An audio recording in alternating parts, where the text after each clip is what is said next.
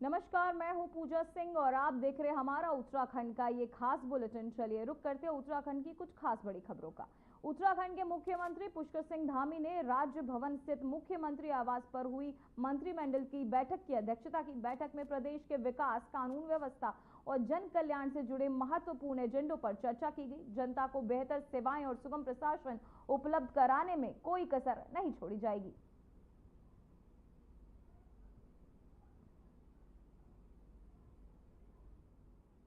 CM Dhami की cabinet बैठक, जहां व्यवस्थाओं को लेकर उन्होंने की बैठक, देहरादून मंत्रिमंडल ने उठाए महत्वपूर्ण कदम। साथ ही धामी ने सुगम प्रशासन प्रतिज्ञा दोहराई। सीएम धामी की कैबिनेट बैठक, जहां कैबिनेट की बैठक लेकर देहरादून मंत्रिमंडल ने उठाए महत्वपूर्ण मुद्दे। साथ ही धामी ने सुगम प्रशासन प्रतिज्ञा को भी दोहराया। सीएम धामी की कैबिनेट बैठक, जहां बैठक में कई अहम मुद्दों पर चर्चा की गई। मंत्रिमंडल ने भी कई अहम मुद्दे उठाए, साथ ही उन मुद्दों पर चर्चा की। धामी के सुगम, आपको बताते चले, सीएम धामी की कैबिनेट बैठक,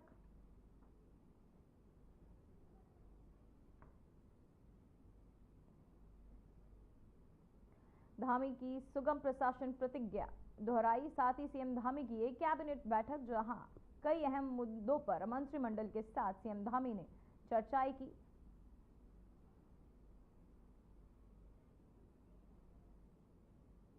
तो वहीं मसूरी स्थित शहीद स्थल के नजदीक की भूमि पर उत्तराखंड आंदोलन में शहीदों के नाम पर संग्रहालय बनेगा। मुख्यमंत्री पुष्कर सिंह धामी ने इस प्रस्ताव को मंजूरी दे दी है। मुख्यमंत्री ने मसूरी शहीद स्मारक समिति के अनुरोध पर स्वीकृति दी। उन्होंने पिथौरागढ़ जिले में बरड़ बैंड को, आपको बताते चले कि सड़क सुधारीकरण और डामरीकरण को स्वीकृति प्रदान की है। इसके अलावा अल्मोड़ा के विधानसभा क्षेत्र जागेश्वर ग्राम पंचायत पीतना और बहुउद्देशीय भवन के निर्माण के लिए भी 95,84,000 रुपए की मंजूरी भी दी है। शहीदों के नाम पर बनेगा संग्रहालय। सीएम धामी ने दी प्रस्ताव को मंजूरी।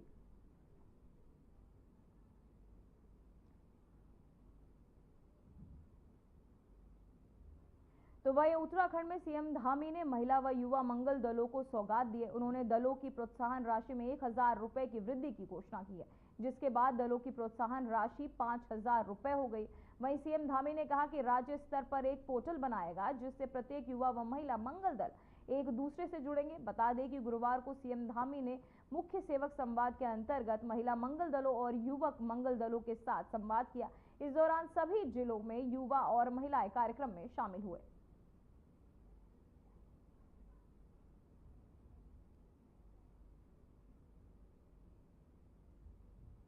तो वहीं भारत और पाकिस्तान के युद्ध विराम के बाद राजनीतिक दलों में सुगबुगाहट चल रही है और प्रधानमंत्री नरेंद्र मोदी के इस फैसले की निंदा भी हो रही है। वहीं प्रधानमंत्री ने इस युद्ध विराम के फैसले को बीजेपी प्रदेश अध्यक्ष महेंद्र भट्ट ने भी देश हित में बताया। महेंद्र भट्ट ने का कहना है कि प्रधानमंत्री ने कहा कि हम आतंकवाद के विरोधी है, न कि पाकिस्तान की जनता के विरोधी, और अगर आतंकवादियों ने आतंकवाद खत्म नहीं किया तो घर में घुसकर मारेंगे। साथ ही उन्होंने कहा कि युद्ध कोई समाधान नहीं होता किसी की बात का, और अगर तब भी नहीं माने तो सीधा संदेश ही है कि अब किसी भी बात को बख्शा नहीं जाएगा।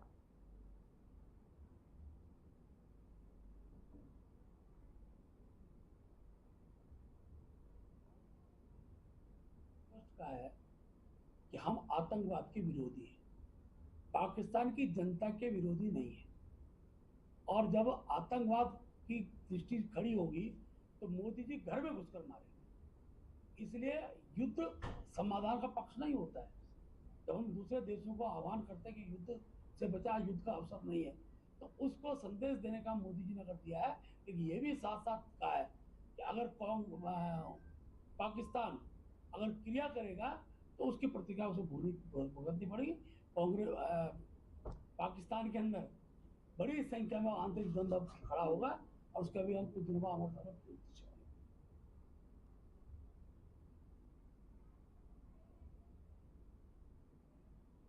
तो वहीं भारत की सेना के सम्मान और राष्ट्रीय सुरक्षा को लेकर उत्तराखंड प्रदेश कांग्रेस कमेटी की ओर से पार्टी उपाध्यक्ष सूर्यकांत धस्माना ने प्रेस कॉन्फ्रेंस की है। उन्होंने साथ ही प्रेस कॉन्फ्रेंस में कहा कि पूरे देश में पहलगाम आतंकी घटना के बाद प्रदर्शन हुआ, लेकिन बीजेपी के कई नेताओं ने इसे सांप्रदायिक बनाने की पूरी कोशिश की। वहीं पूरे देश की जनता की एकता से आतंकवाद और पाकिस्तान दोनों परेशान रहे। साथ ही एमपी सरकार ने मंत्री विजय शाह ने कर्नल सोफिया कुरैशी वाले बयान को लेकर कहा कि बीजेपी को विजय शाह को तत्काल निष्कासित कर दे और देशद्रोह का मामला उनके ऊपर दर्ज करना चाहिए।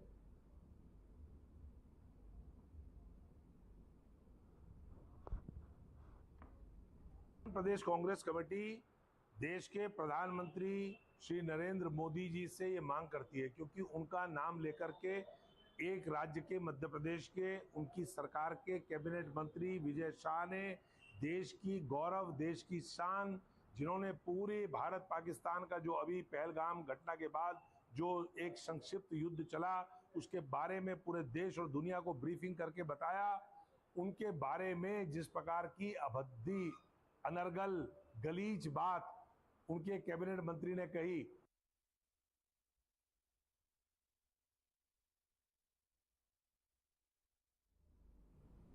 तो वहीं पिछले एक सप्ताह में उत्तराखंड विजिलेंस के 5 आरोपियों को घूसखोरी के आरोप में गिरफ्तार कर चुकी है। इसमें मुख्य कोषाधारक के रूप में आपको बताते चले लेकर राजस्व विभाग के नाजिर तक शामिल है। भ्रष्टाचार के खिलाफ जारी मुख्यमंत्री पुष्कर सिंह धामी की इस मुहिम को देश भर में सराहना मिल रही है।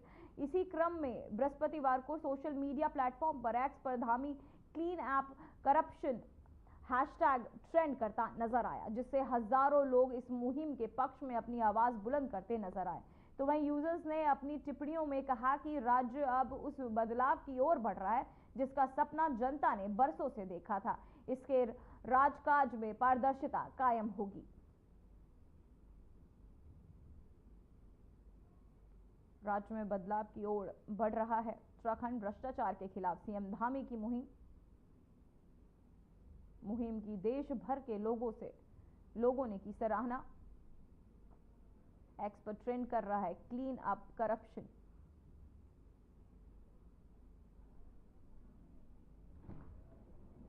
तो वहीं उत्तराखंड में 2 दिनों से लगातार बढ़ रही गर्मी के बीच प्रदेश में बिजली की मांग 5.5 करोड़ यूनिट के करीब पहुंच गई है और अगर 4 दिन और मौसम ऐसा रहा तो मांग है कि आंकड़ा 6 करोड़ यूनिट तक पहुंच सकता है। वहीं यूपीपीसीएल ने फिलहाल पूरी उपलब्धता का दावा किया है। बीते 4 दिन में मौसम का मिजाज गर्म हो रहा है। इसके साथ ही यूपीसीएल की बिजली की मांग भी चरम की ओर बढ़ने लगी है। प्रदेश में बिजली की मांग का ग्राफ तापमान के साथ ही बढ़ रहा है। वहीं 11 मई को मांग 4.4 करोड़ यूनिट, वहीं 12 मई को 4.8 करोड़, वहीं 13 मई को 4.9 करोड़, साथ ही 14 मई को 5.1 करोड़ यूनिट गई। तो वहीं 15 मई को यह आंकड़ा 5.4 करोड़ यूनिट पर पहुंच गया।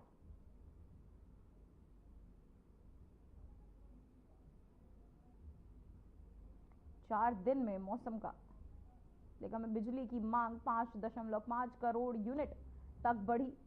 गर्मी से बढ़ सकती है बिजली की मांग। देश में बिजली की मांग लगातार बढ़ते हुए 4 दिन में बदला मौसम।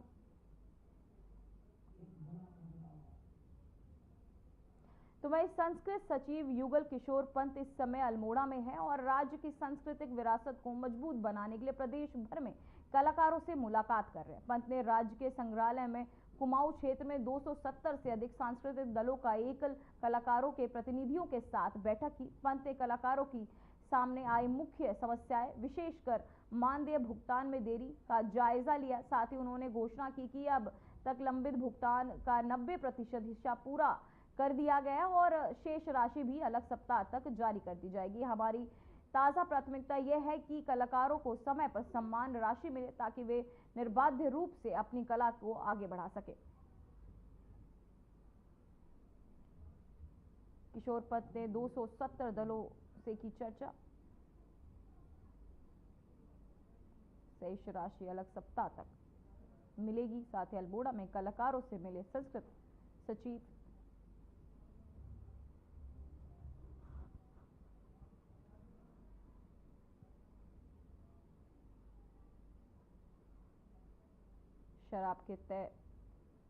शुल्क से ज़्यादा वसूली और अन्य गड़बड़ियों को दूर करने के लिए नियम, वही किशोर पंत ने 270 उन्हीं को हम अंगीकृत करते हुए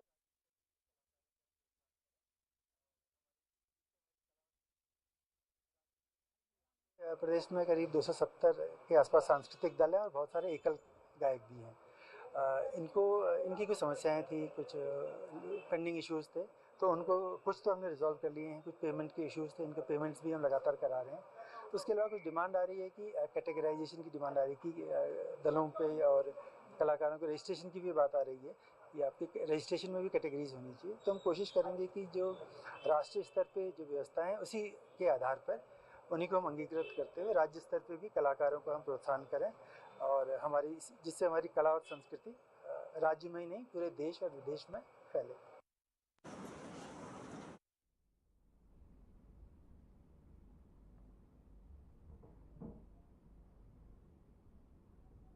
तो वहीं शराब के तय शुल्क से ज्यादा वसूली और अन्य गड़बड़ियों को दूर करने के लिए नियम भले ही सख्त हो चुके हैं, लेकिन अभी भी शराब दुकानदारी पूरी मनमानी कर रहे हैं। ये खुलासा आबकारी मुख्यालय की ओर से नियुक्त विशेष जांच दल की रिपोर्ट में हुआ है।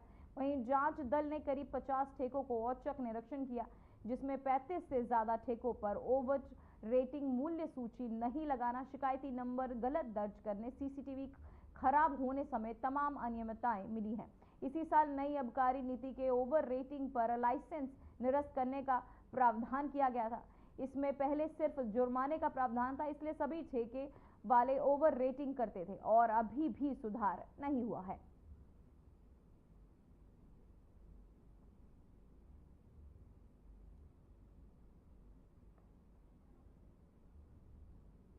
तो वहीं कॉर्बेट टाइगर रिजर्व में भी बर्ड फ्लू को लेकर सतर्कता बरती जा रही है। कॉर्बेट प्रबंधन ने इस संबंध में निर्देश जारी किए हैं। कॉर्बेट टाइगर रिजर्व ने 260 बाघ समेत आपको शेड्यूल 1 में काफी वन्य जीव है। ढेला में रेस्क्यू सेंटर भी है। यहाँ पर प्रदेश में रेस्क्यू किए गए बाघ, तेंदुओं और को रखा जाता है। यूपी में बर्ड फ्लू से बाघिन की मौत का मामला सामने आने के बाद नैनीताल चिड़ियाघर, दून चिड़ियाघर प्रबंधन ने एहतियातन कदम उठाए। साथ ही निर्देश साकेत बड़ोला कहते हैं कि बर्ड फ्लू का कोई प्रकरण नहीं मिला है, पर सभी आवश्यक कदम उठाए जा रहे हैं।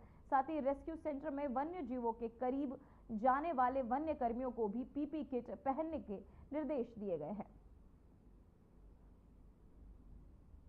वहीं बर्ड फ्लू के चलते चिड़ियाघर में एहतियात बरती जा रही है। साथ ही बर्ड फ्लू को लेकर चिड़ियाघर में प्रबंधन को भी पीपी किट पहनकर जानवरों के करीब जाने की बात कही गई है। कॉर्बेट टाइगर रिजर्व सतर्कता बरतता हुआ, साथ ही बर्ड फ्लू को लेकर चिड़ियाघर में प्रबंधन भी अब पीपी किट पहने नजर आते। तो वहीं गर्मी के मौसम के साथ ही डेंगू और मलेरिया का खतरा भी बढ़ने लगता है। ऐसे में देहरादून जिला प्रशासन पहले से ही अलर्ट मोड पर आ गया है। डेंगू की रोकथाम के लिए घर घर सर्वेक्षण के लिए दवाओं और जांच व्यवस्था तक खास तैयारियां की जा रही हैं।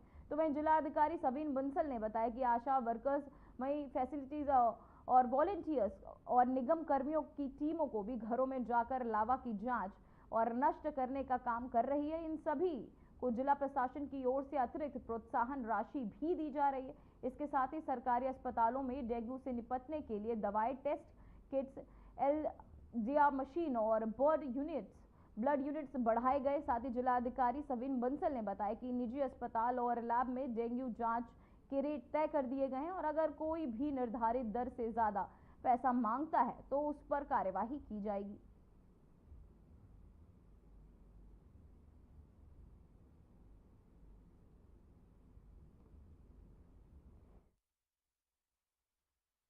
देखिए, जो हमारे कम्युनिकेबल डिजीज़ हैं, डेंगू, मलेरिया, तो उसमें हमारे दोनों एस्पेक्ट्स हैं, प्रिवेंटिव और थेरेप्टिक। तो प्रिवेंटिव एस्पेक्ट पे हमारे घर घर जाकर सर्वेक्षण करने हैं। आशा वर्कर्स को, आशा फैसिलिटेटर्स को, अग्रणी अमला है हमारा, इनके साथ साथ हमारे वॉलंटियर्स भी रखे गए हैं और हमारे निगम के कर्मी भी हैं। तो इन सबको प्रेरित रखना बहुत आवश्यक है। इसके लिए जिले स्तर से इनको एडिशनल 1500 रुपये दिए जा रहे हैं और उत्कृष्ट कार्य करने वालों को 1555 रुपये अतिरिक्त दिए जा रहे हैं, वो संख्या कितनी भी हो।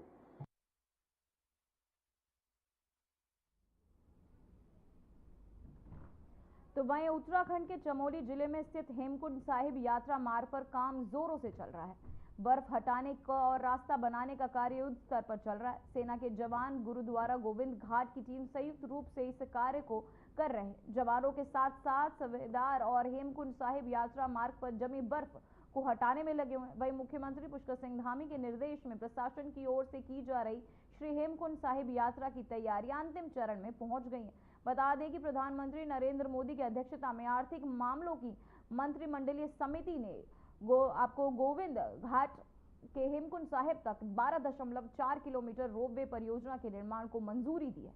इस परियोजनाओं को डिजाइन, निर्माण और वित्त संचालन और हस्तांतरण मोड पर विकसित किया जाएगा।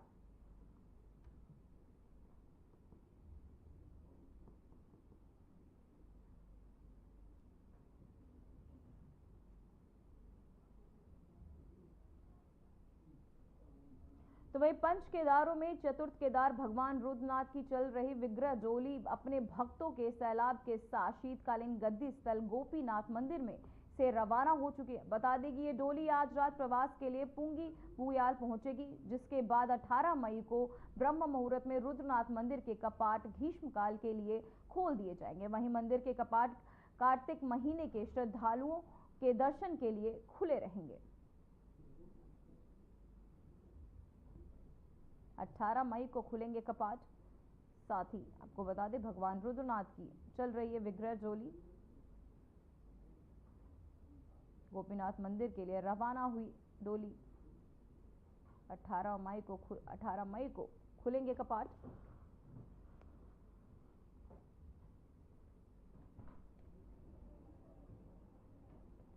गोपीनाथ मंदिर के लिए रवाना हुई डोली।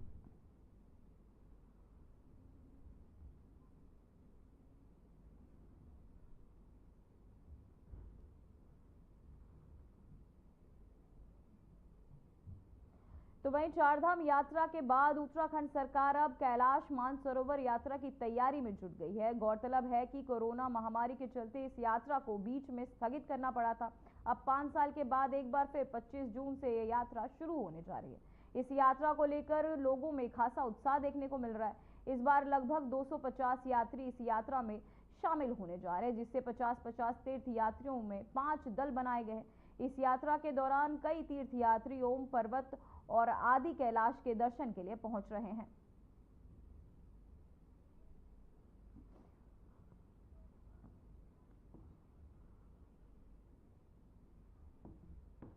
पांच वर्ष के बाद ये अब जो है 30 जून 2025 से ये यात्रा होने जा रही है और इस यात्रा में काफी लोगों का आकर्षित हुए हैं।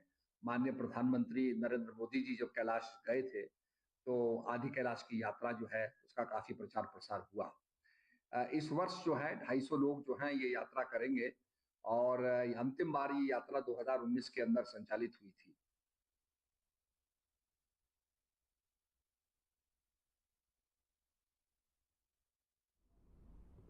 तो वहीं हरिद्वार नगर निगम में हुए 48 करोड़ के भ्रष्टाचार के मामले में राजधानी देहरादून में सुराज सेवा दल द्वारा सचिवालय के बाहर प्रदर्शन किया गया। इस दौरान सीएम धामी को ज्ञापन सौंपने का काम भी किया गया। सुराज सेवा दल की मांग है कि इस मामले की सीबीआई और ईडी की जांच करवाई जाए। बता दें कि नगर निगम हरिद्वार के पूर्व एमएलए वरुण चौधरी और 48 करोड़ रुपए की 35 बीघा जमीन खरीदकर नगर निगम को भारी चूना लगाने का आरोप लगा है।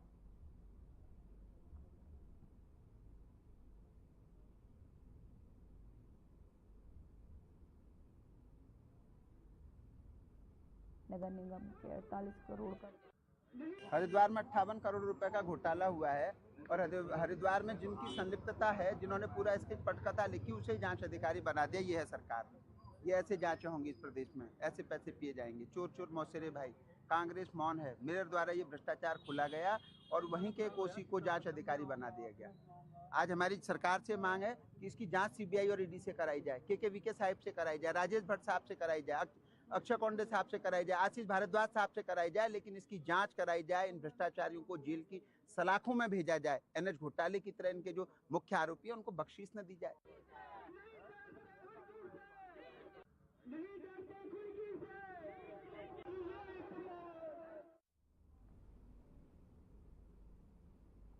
तो वहीं उत्तराखंड में वक्फ संशोधन विधेयक के पारित होने के बाद वक्फ संपत्तियों का सर्वे शुरू हो गया, जिनकी जानकारी वक्फ बोर्ड के अध्यक्ष शादाब शम्स ने दी है। उन्होंने कहा कि वक्फ के हिसाब से सर्वे लगातार चल रहे हैं, पुराने रिकॉर्ड्स को एकत्रित किया जा रहा है और वक्फ की संपत्तियों को डिजिटलाइजेशन शुरू हो गया है। उन्होंने कहा कि जिस तरीके से विपक्ष ने डराने की राजनीति की है, उसको मुस्लिम समाज समझता है। जो वक्फ का पैसा था, उसके ऊपर चंद अमीर राजनीतिक नेता जो कब्जा करके बैठे थे, अब उनसे लिया जाएगा और गरीब मुसलमानों को दिया जाएगा जिनके पास घर नहीं है। इस एक्ट के तहत जमीनों को डेवलप कर वक्फ बोर्ड उन्हें घर देगा। साथ ही उन्होंने कहा कि आपको बता दें कि वहीं इन संपत्तियों पर अच्छे विद्यालय, यूनिवर्सिटीज भी दिखाई देंगी और मुसलमानों के साथ साथ समाज के काम भी आएंगी।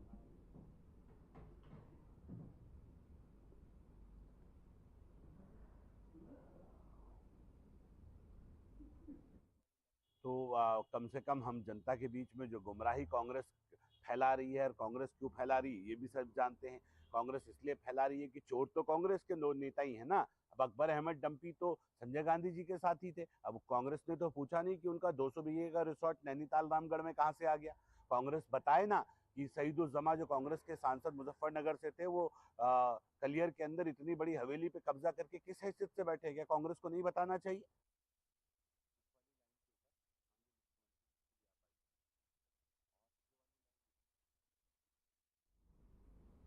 तो वहीं केदारनाथ से बीजेपी विधायक आशा नौटियाल ने आपको बता दें कि कांग्रेस के पूर्व विधायक मनोज रावत पर आरोप लगाया। उन्होंने कहा कि मनोज रावत भगवान के दर पर भी राजनीति कर रहे हैं और झूठे मामलों और मुद्दों को उठाकर यात्रा को प्रभावित करना चाह रहे हैं। साथ ही उन्होंने ये भी आरोप लगाया कि पूर्व विधायक वहां के स्थानीय दुकानदारों को भड़काकर यात्रा का माहौल भी खराब करना चाह रहे हैं। पिछले 1 साल से वह लगातार केवल केदारनाथ पर ही राजनीति कर रहे हैं।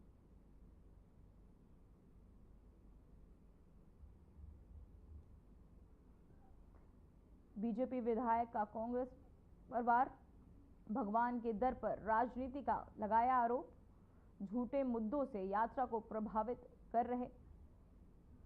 साथ ही आपको बता दें कि बीजेपी विधायक ने कांग्रेस एमएलए पर आरोप लगाया है कि भगवान के दर पर भी राजनीति कर रहे हैं, साथ ही झूठे आरोप मुद्दों में यात्रा को प्रभावित कर रहे हैं।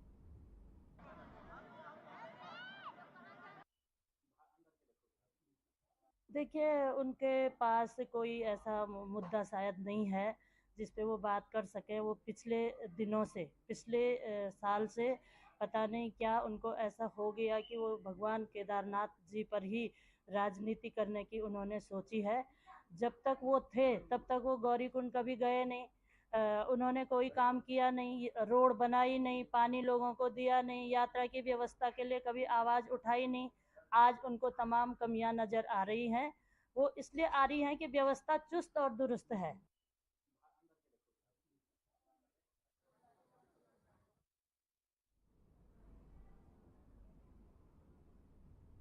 फिलहाल खबरों में बस इतना ही। देश और दुनिया की तमाम खबरें देखने के लिए बने रहिए हमारे साथ। नमस्कार।